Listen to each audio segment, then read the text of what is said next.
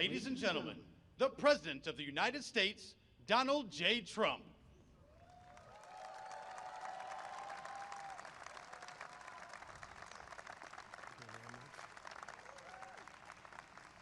Thank you very much, everybody. What a beautiful British day this is. And it really is.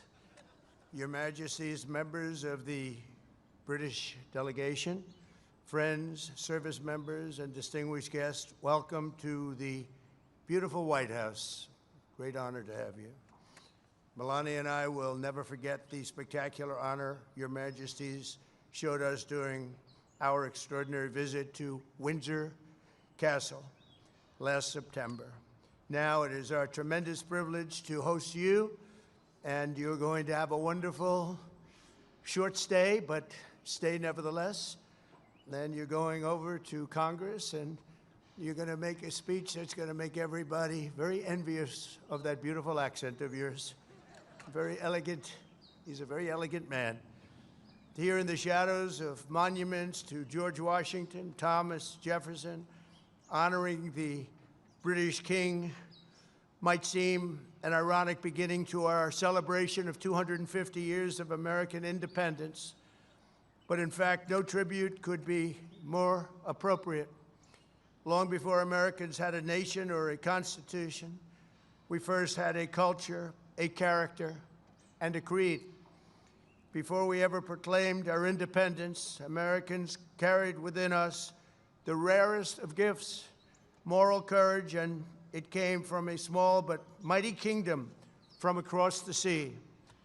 For nearly 2 centuries before the Revolution, this land was settled and forged by men, women, who bore in their souls the blood and noble spirit of the British. Here on a wild and untamed continent, they set loose the ancient English love of liberty and the Great Britain's distinctive sense of glory, destiny, and pride. And that's what it is, glory, destiny, and pride. The American patriots who pledged their lives to independence in 1776 were the heirs to this majestic inheritance. Their veins ran with Anglo-Saxon courage. Their hearts beat with an English faith in standing firm for what is right, good, and true. In recent years, we've often heard it said that America is merely an idea, but the cause of freedom did not simply appear as an intellectual invention of 1776. The American founding was the culmination of hundreds of years of thought, struggle, sweat, blood, and sacrifice on both sides of the Atlantic. Fate drew a long arc from the meadow at Runnymede to the streets of Philadelphia that ran through the lives of people born and bred on the British code that no man should be denied either justice or right.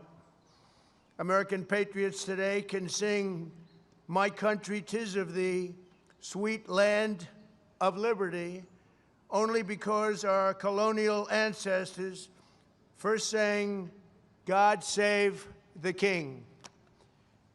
We see today a living symbol of this centuries-old bond, just a few dozen feet to the left, where I stand.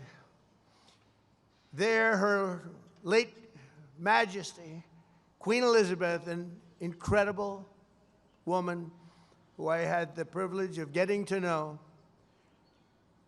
Queen Elizabeth II, very, very special woman who is very greatly missed on both sides of that mighty Atlantic. Long ago planted a young tree. It was a very young and beautiful tree, and look at it now.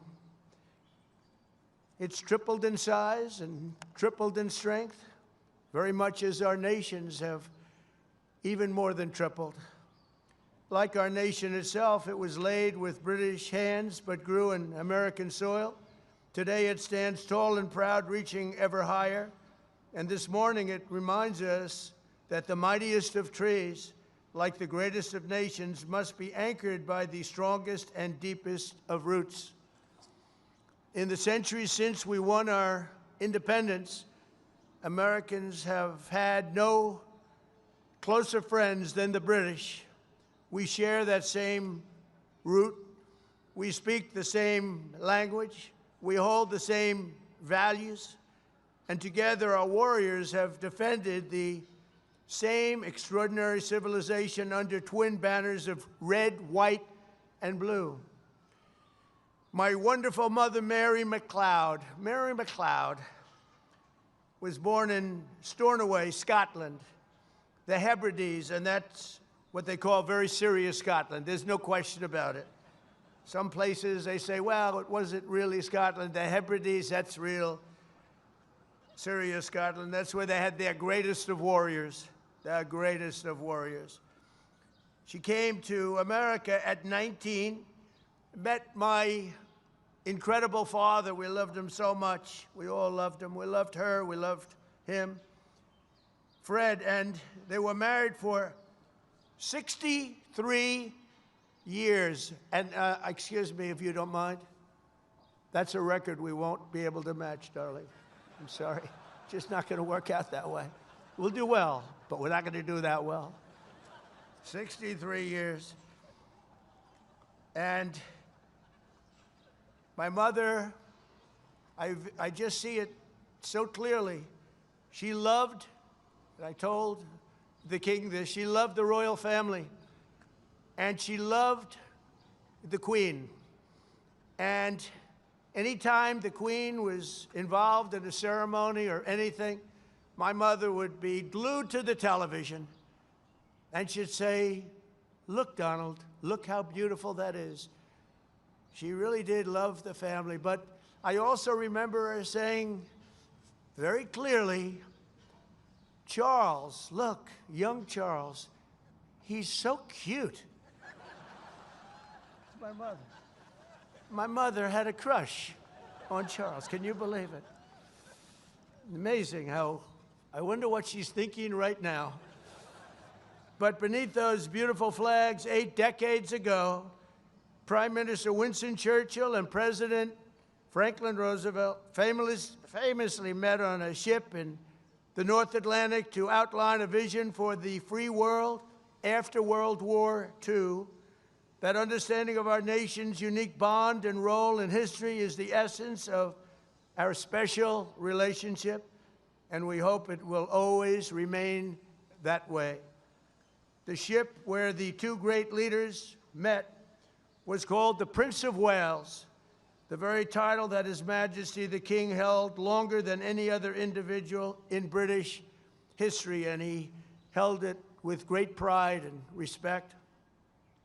It's said that when Prime Minister Churchill first met this future king many decades ago, he was so impressed, he made the statement, he is so young to think so much and so well. And the bust of your great Prime Minister rests proudly again in the Oval Office. We're very proud to bring it back. We brought it back. Throughout His Majesty's life, the world has witnessed that same thoughtfulness which first struck Britain's greatest Prime Minister. His Majesty's intellect, passion, and devotion have been really a blessing to the British people. But not only to his own country, but to the cherished bond between the United States and the United Kingdom. And I am very certain that it will continue that way long into the future. In a few hours, His Majesty will stand in the heart of the United States Capitol as the very first British king ever to address a joint session of the United States Congress. So he's going to be addressing Congress, and I'm going to be watching.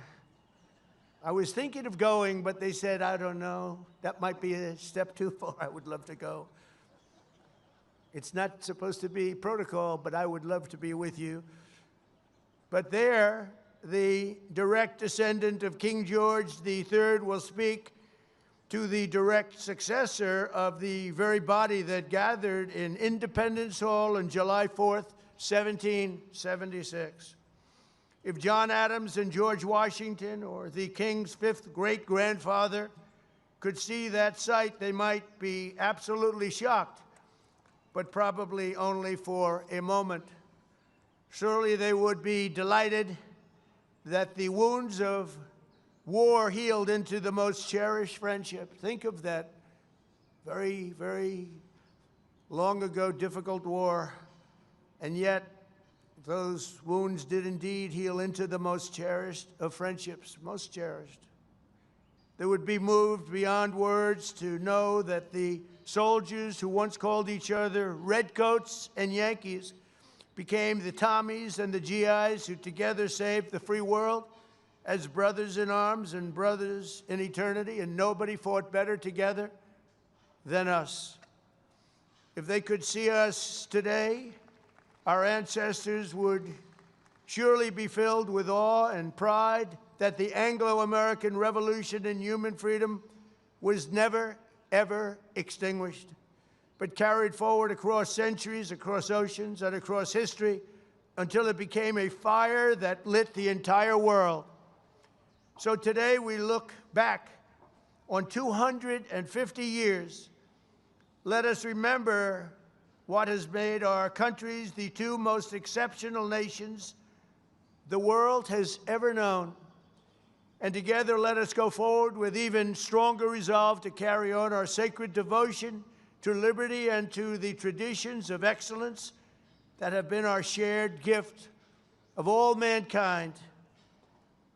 Your Majesties, thank you once again for making this important visit. We are so honored. May God forever bless the United Kingdom, Great Britain, and Northern Ireland, and may God bless the United States of America. Thank you very much, everybody. Thank you. Thank you.